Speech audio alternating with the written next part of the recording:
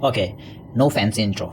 आई know कि आपका exam आपके सर पे है और आप ये सोच रहे होगे कि मेरे एग्ज़ाम का प्रिपरेशन क्यों ऐसे हो रहा है, मैं क्यों स्टक हो जा रहा हूँ। वो कौन सी स्ट्रैटेजी है जिसको फॉलो करके आप अपने एग्ज़ाम में बेहतर परफॉर्म करो। तो चलो शुरू करते हैं। तो इसमें 3 सुपर सीक्रेट के बारे में बात करेंगे। इस वीडियो का इकलौता मकसद है आपके एग्ज़ाम के प्रिपरेशन को स्पीड अप करना। तो इसमें हम 3 टॉप सीक्रेट स्टडी प्लान के बारे में डिस्कस करेंगे, जिस पे अगर आप वर्क करते हो तो डेफिनेटली आप अपने गोल को अचीव कर सकते हो। Point number 1, tailored study plans, या फिर इसको यूं कहूँ पर्सनलाइज योर लर्निंग। इसमें 3 कैटेगरी हमने डिवाइड किया है। सबसे पहला कैटेगरी है अंडरस्टैंडिंग योर लर्निंग स्टाइल। देखो, ऐसा होता है कि हम अपनी लर्निंग स्टाइल पे कभी अच्छे से वर्क नहीं करते। इन द सेंस, जैसे किसी का लर्निंग हैबिट होता है विजुअल इफेक्ट से चीज़ों को पढ़ना, किसी का होता है कि ऑडियो से वो अपना एग्जाम का प्रिपरेशन अच्छा करता है। तो आपको सबसे पहले अपने स्टाइल को आइडेंटिफाई करना पड़ेगा, क्योंकि ये बहुत क्रूशियल है।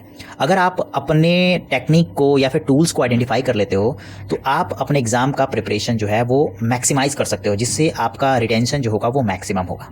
Second, customize study schedules. देखो, अगर आप अपने लाइफ में शेड्यूल के अकॉर्डिंग अगर नहीं चलते हो तो आप अपना बहुत सारा टाइम जो है वो पर्सनल लाइफ और लर्निंग पेस के बीच में वेस्ट कर दोगे। इसके लिए ज़रूरी है कि वो टाइम को लोकेट करो जिसमें आप पढ़ना चाहते हो, और उसके अंदर ईच सब्जेक्ट के लिए टाइम ड्यूरेशन के अकॉर्डिंग टाइम को मैनेज करो। थर्ड है real life application. Try to apply what you learn to real world scenario. यानी कि अगर आप टॉपिक पढ़ते हो, जैसे आपने रिफ्लेक्शन ऑफ लाइट पढ़ा है, तो उसको देखो कि आपके रियल लाइफ में वो चीज़ें कहाँ इंप्लीमेंट होती है, उसको रियल लाइफ से टैली करो। जैसे हम इनर्शिया पढ़ते हैं, इनर्शिया का काम है कोई भी ऑब्जेक्ट अगर मोशन में है तो वो मोशन में रहेगा, अगर रेस्ट में है रेस्ट में रहेगा, जब तक आप कोई एक्सटर्नल फोर्स अप्लाई नहीं करते हो। इसका रियल लाइफ एग्जाम्पल है, जैसे आप बस में जाते हो, किसी मोड़ पर मुड़ती है तो आप उसके अपोजिट डायरेक्शन में बेंड होते हो। या ऐसे कहूँ कि अगर आप बाइक पे बैठे हो और आपके पीछे कोई बंदा है और अचानक से आप स्पीड ब्रेकर पे जब ब्रेक लगाते हो तो वो बंदा सामने की तरफ झुक जाता है। सो ये रियल लाइफ एप्लीकेशन है लॉ ऑफ इनर्शिया का।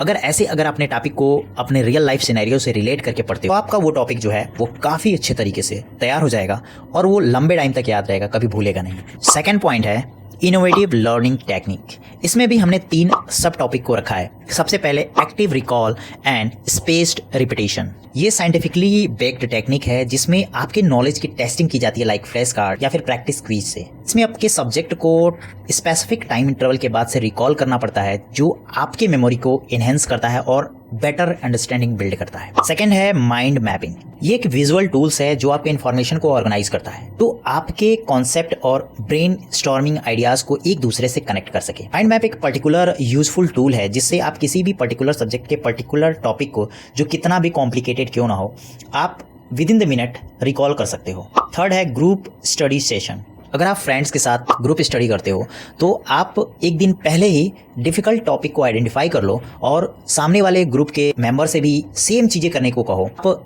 अपने प्रॉब्लम को उस ग्रुप के सामने रखो। लगता है उसमें से कोई बच्चा ऐसा होगा जो आपके इस टॉपिक को बहुत ही इजी वे में आपको समझा सकता है, जिस टॉपिक को आप बहुत ही जल्दी कैचअप कर सकते हो। ये बेस्ट वे होता है किसी भी टॉपिक को जल्दी समझने का। थर्ड और मोस्ट इफेक्टिव तरीका है leveraging technology for enhancing learning. अब आप सोच रहे होगे ये क्या है।